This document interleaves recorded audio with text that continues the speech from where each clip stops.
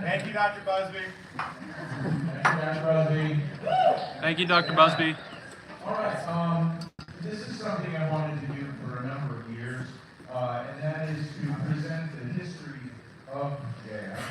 The problem with it, of course, is that it's a long history, and there's a lot of variety of jazz styles and sizes of band, from simple combo, like simple rhythm section, to just solo pianist to big band. And so this is what I concentrated on was stuff that we could do with the big band. And we're taking it in two parts. You might notice the front of your program says it's very collegiate here. An overview of the history of jazz. Here's the big band. Origins to the start of the bebop. So that's what we're going to be doing tonight. Is going from the earliest origins of jazz through to bebop. And then in the spring, we're going to pick it up with bebop and go to contemporary jazz. So as I said, I hope it works out. I hope you enjoy it. This is going to be, I think the earliest piece we're doing is 1914, something like that.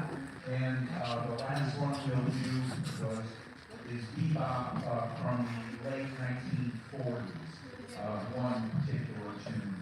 And then we'll pick it up there in the spring and go from there. So I hope you enjoy this presentation of the history of jazz from its origins to bebop.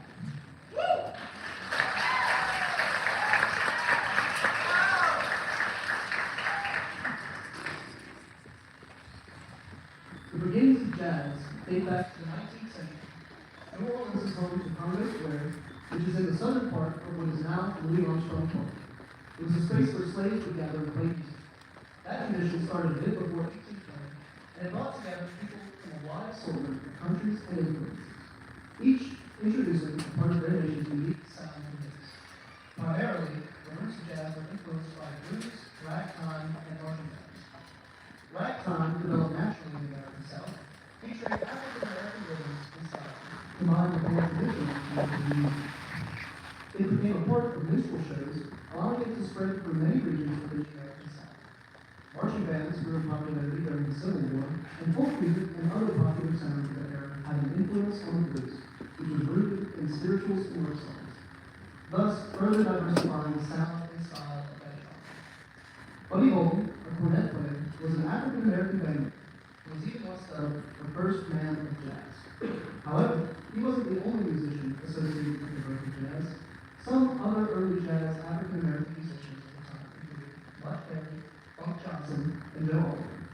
Creole jazz musicians like Joey Goldwater, Freddie Pepper, and Sidney Bechet also shaped the genre. We'll start with W.C. Henry, who was born in Florence, Alabama. He became an accomplished pianist and a band leader, and in 1902 traveled throughout Mississippi, listening to various styles of popular black music. The state was mostly rural, and music was part of the culture, especially in cotton plantations in the Mississippi Delta. Musicians usually played guitar or banjo, or to a much lesser extent, piano. Henry's remarkable memory enabled him to recall and transcribe the music he heard in his travels. In 1903, he became the director of a black band in Clarksdale, Mississippi, where he and his family lived there for 6 years. In 1909, Handy and his band moved to Memphis, Tennessee, where they played in clubs on Lee Street. While he was there, he wrote St. Louis Blues, which combines the march genre with the blues. Here is St. Louis Blues by W.C. Handy, featuring Bill Stanley on drums, Joseph Estes on trumpet, A.J. Hibbler on alto sax, Tyler Collins on trombone, and Noah Malcolms on bass.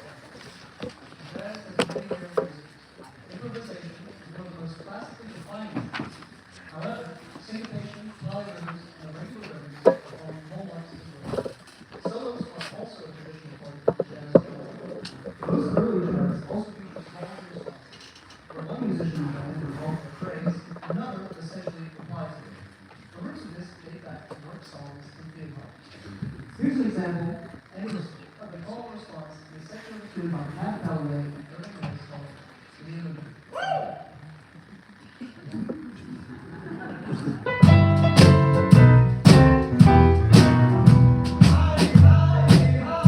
Mighty, mighty, high.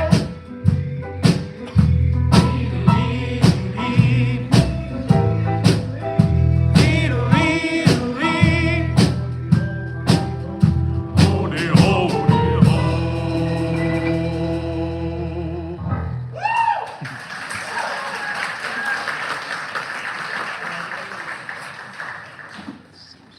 Royal Garden Blues is a blues song composed by Clarence and Spencer Lewis in 1990. It was popularized by the original Dixieland jazz band who recorded Library State Blues in 1970, the first jazz record ever issued. Since then, it has been recorded by numerous artists and has become a jazz standard. The song is considered one of the first popular songs based on riffs. Riffs are short, melodic snippets. There are 3 different riffs used in this tape. Here is Royal Garden Blues featuring A.J. Hibbler on clarinet, Jacob Brown on tenor sax, Aiden Hill on trumpet, and Tyler Collins on trombone. The opening solo improvised section will be played by Jason Bridges on alto sax, Ashton Lalonde on tenor sax, and Tyler Collins on trombone.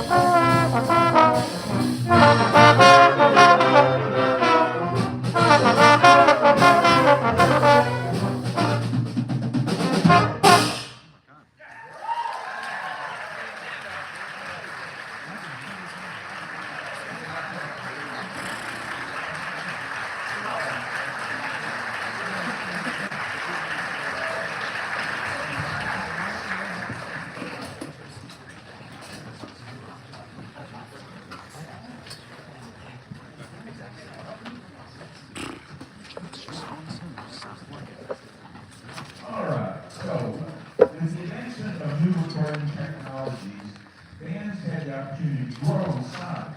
So a lot of these obviously were small little combo things that grew. One of the first popular big bands was the Fletcher Henderson Orchestra, and it's a New York-based band that employed musicians like trumpeter Louis Armstrong, who's of course from New Orleans, as well as saxophonist Benny Carter and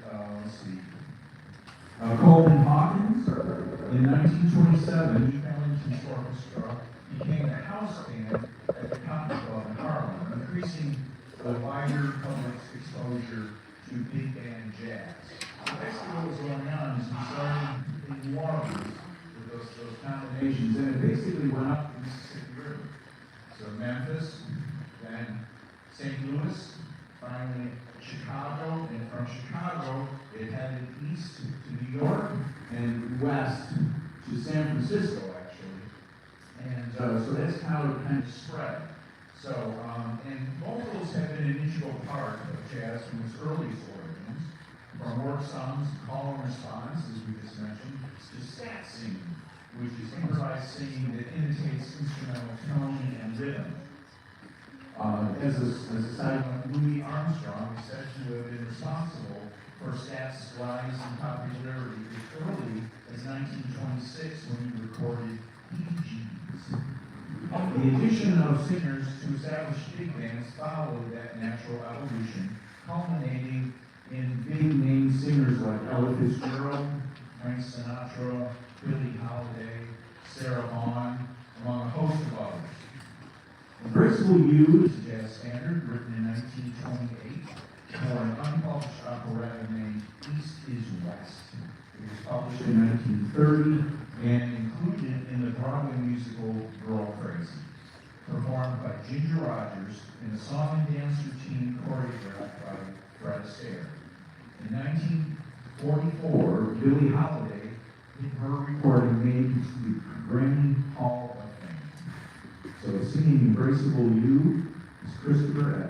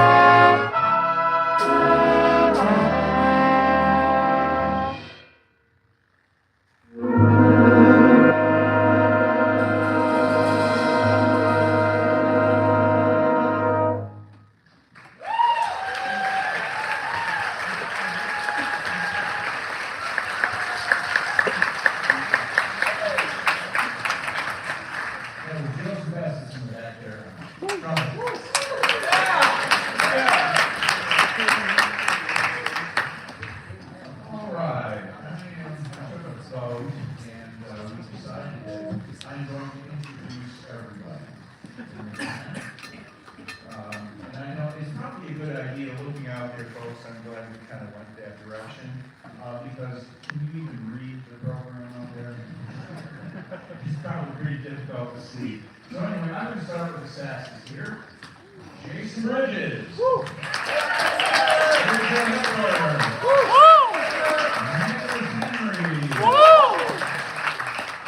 Jacob Brown. Ashton Nowak. That's our saxophone section. All right. Our next selection is Stardust. It was written in 1927 by Cody Carmichael, with lyrics later added by Mitchell Perry.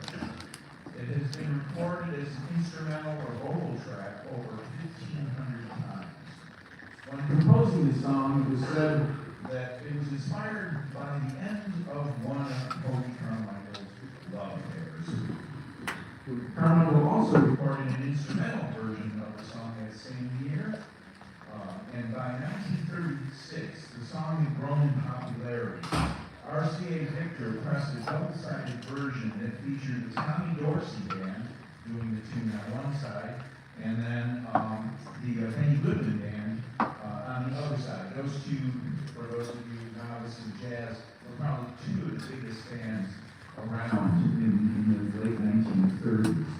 An interesting note is that this piece is interlaced with both straight eighth notes, bum, bum, bum, bum, and swung, do-ba-do-ba-do, okay? And so because of this march background, a lot of tunes, jazz tunes, are straight, but straight eighth notes, and then later, in the swing era, it was more established of swinging those eighth notes, the way I just mentioned, and it pretty much stayed throughout. Most swing tunes or jazz tunes, if it isn't going into a Latin vein or something like that, it's typically eighth notes that are swung. There are a few exceptions that do move, and we'll hear a couple of them a little bit later, but so that's where it all started. So here is Stardust.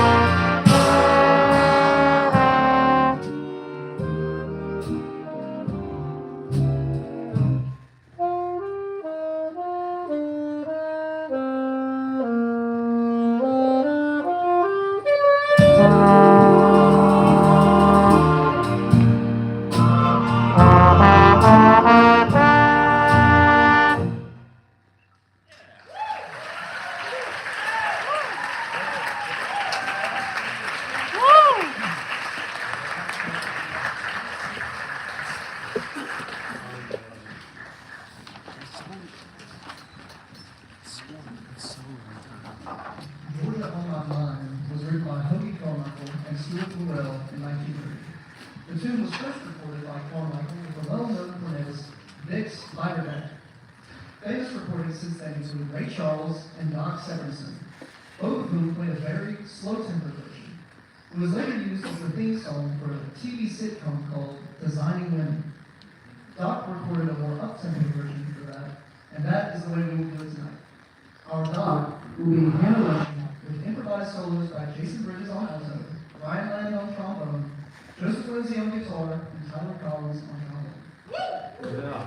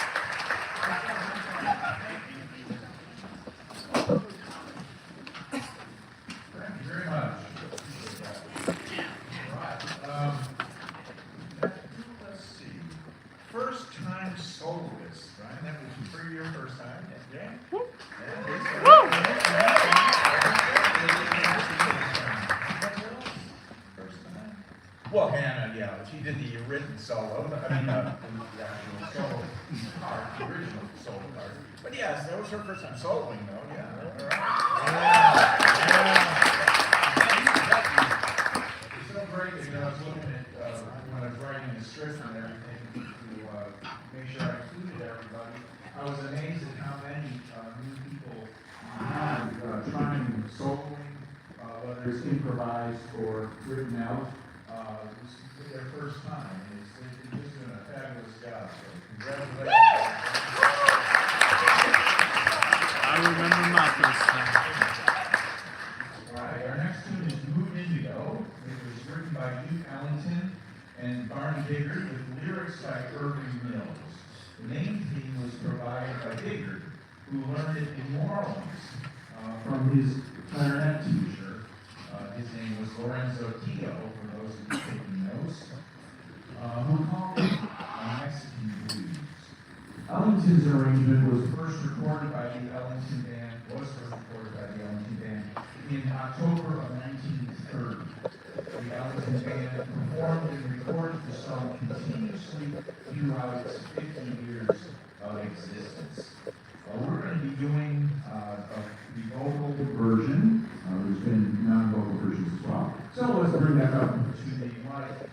Mr. Christopher Atkinson.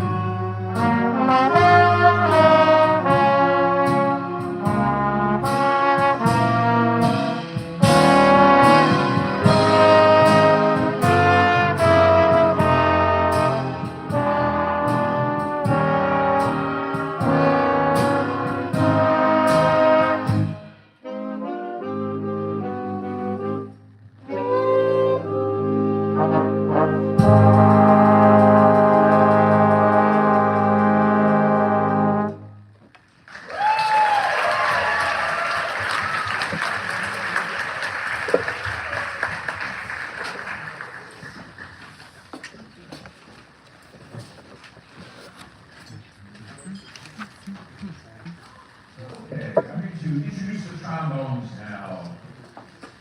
Only 4 of them. Get out of the way. Well, Tyler Collins. For our right hand.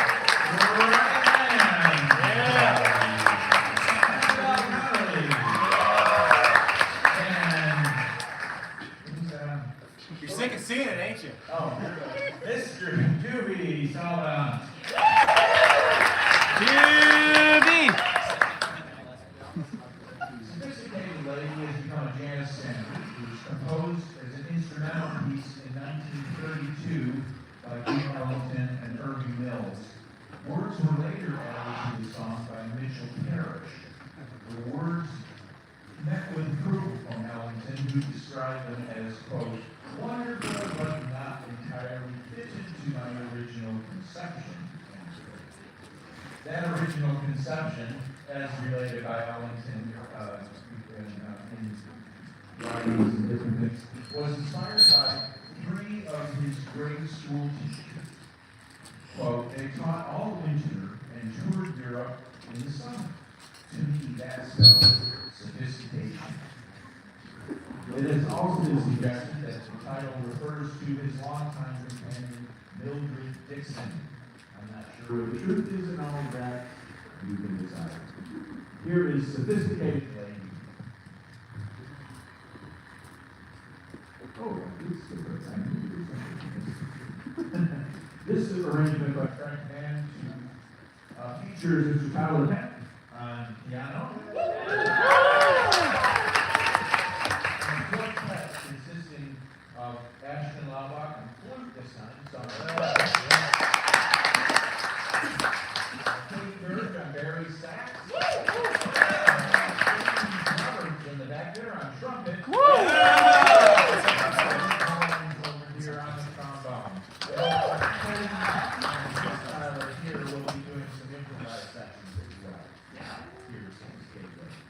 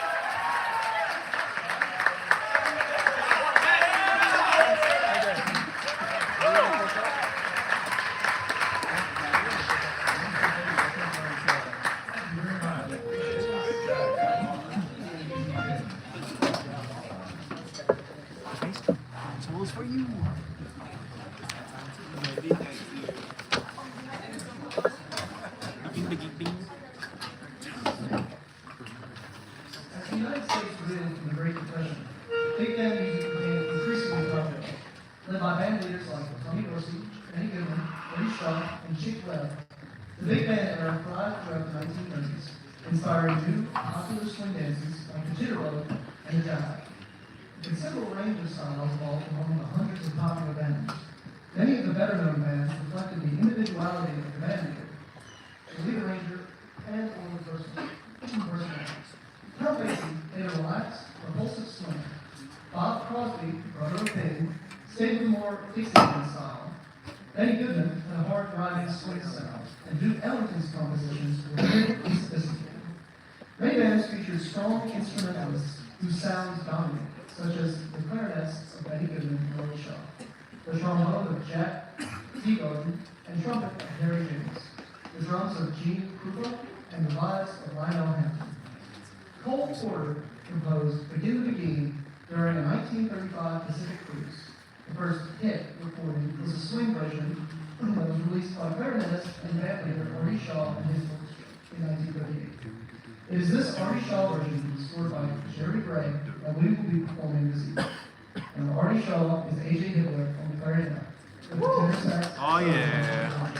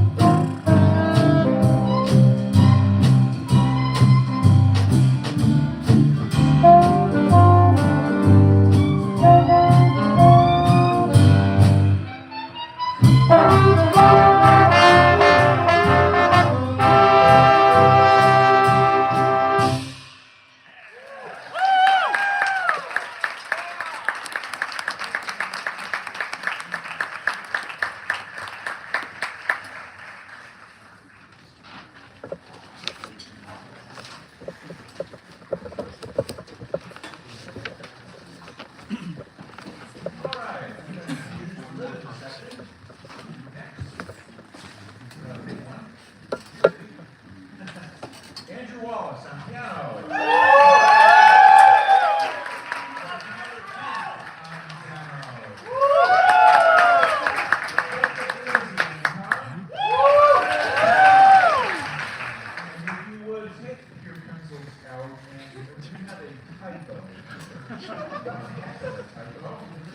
That how Warner should actually be Jay Warner.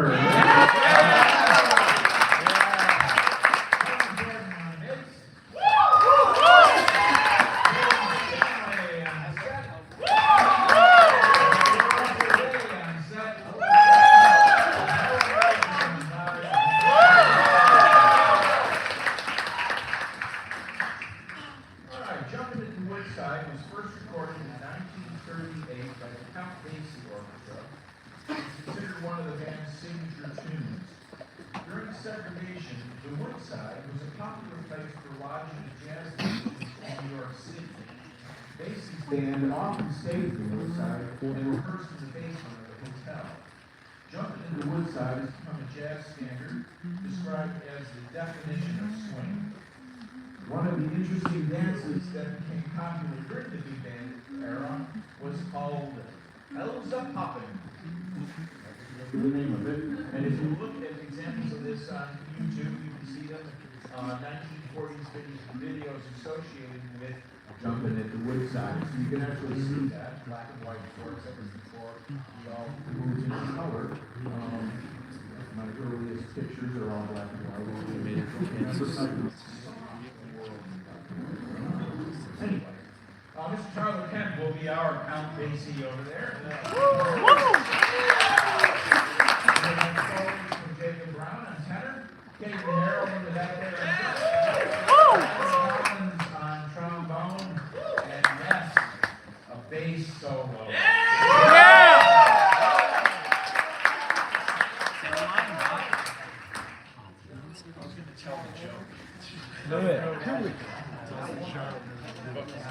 Say the line, Bart. Just think about the joke in your head. Ah.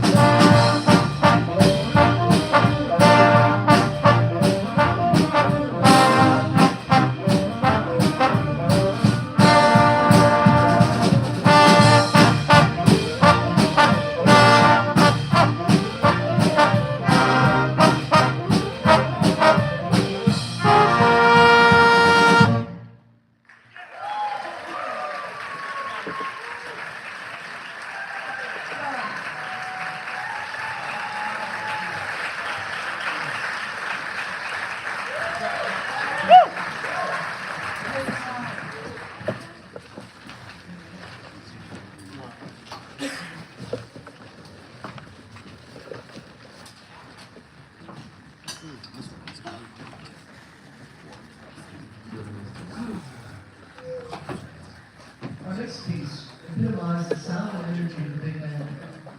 In the Mood is a big band era standard, and arguably the two most played by big bands to this day, all over the world.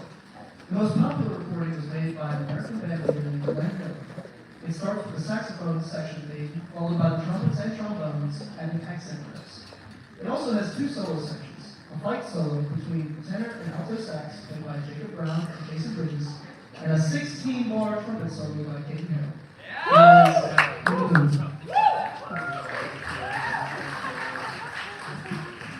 get in the mood, I have forgotten one section, and it's one that's dear to my heart, being the trumpet. It's the trumpet section. It's in the trombone section. Turn them on. Did you see the trombone?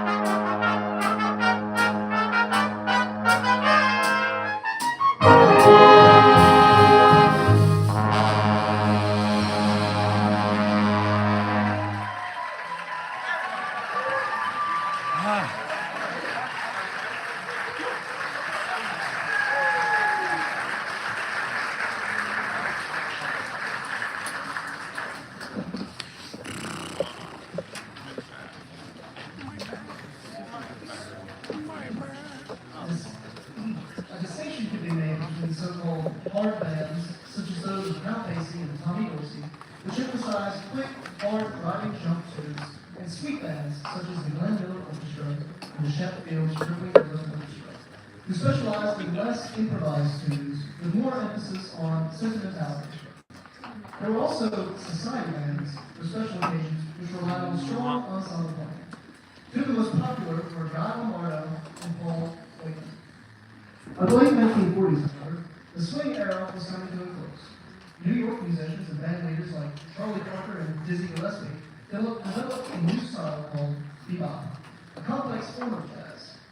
Band leader Charlie Barnett's recording of Cherokee in 1942 and The Moose in 1943 have been called the beginnings of the bebop era.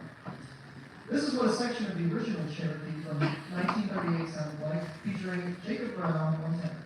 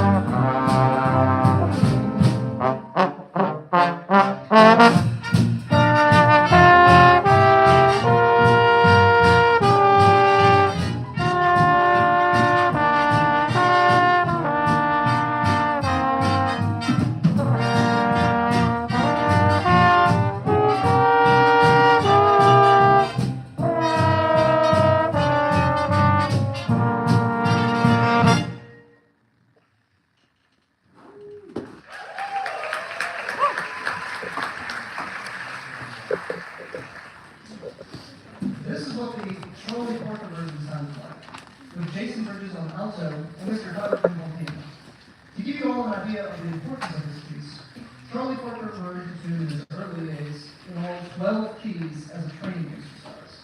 It was his foundation as he moved towards and established this new style called bebop.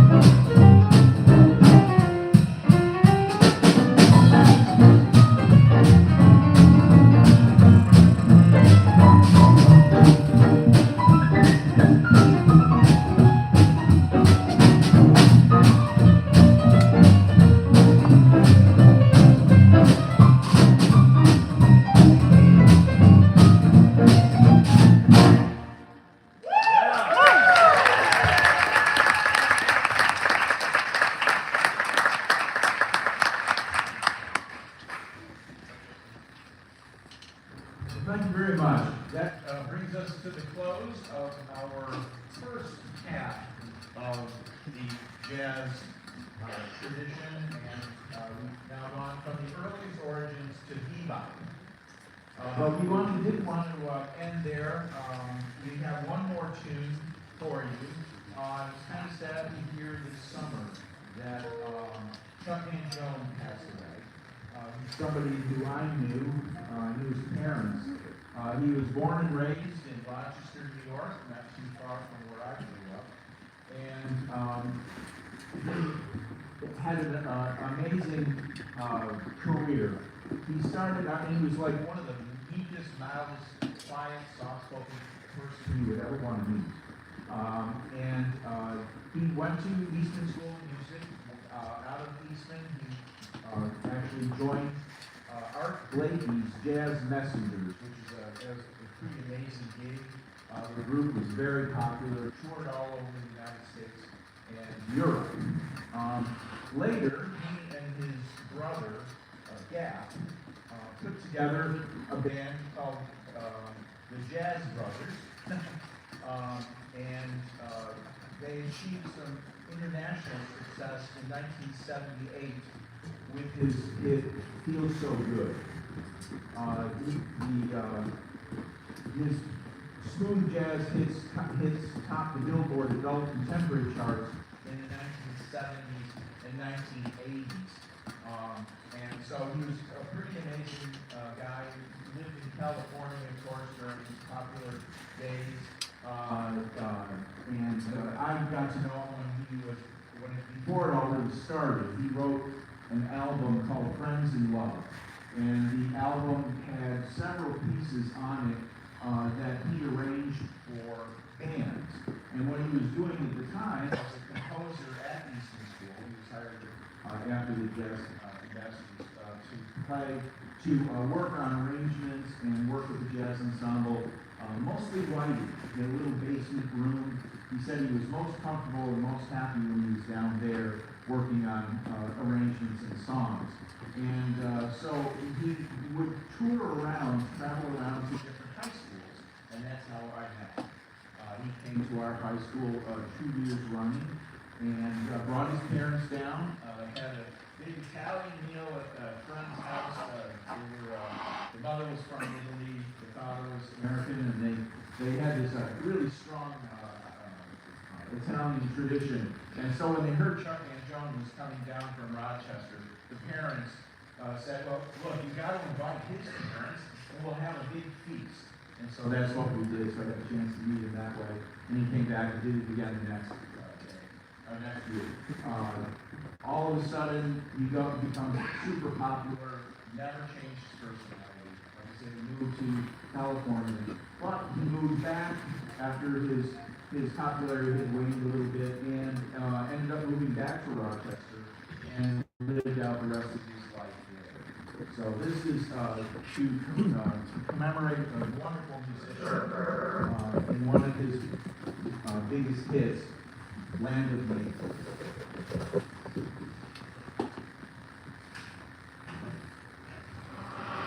I should have said it. Thank you all for coming out tonight. Really appreciate it. And hope to see you in the spring when we finish out our jazz tour.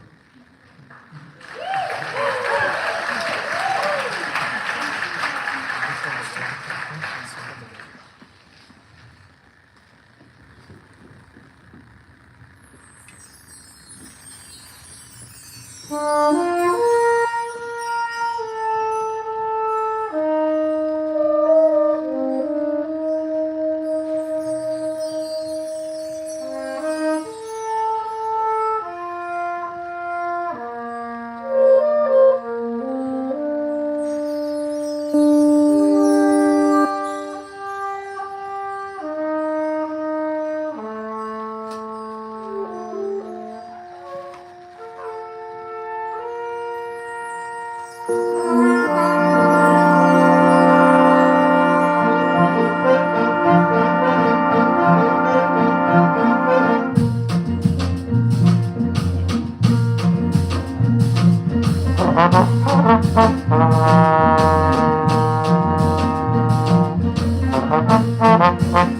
you.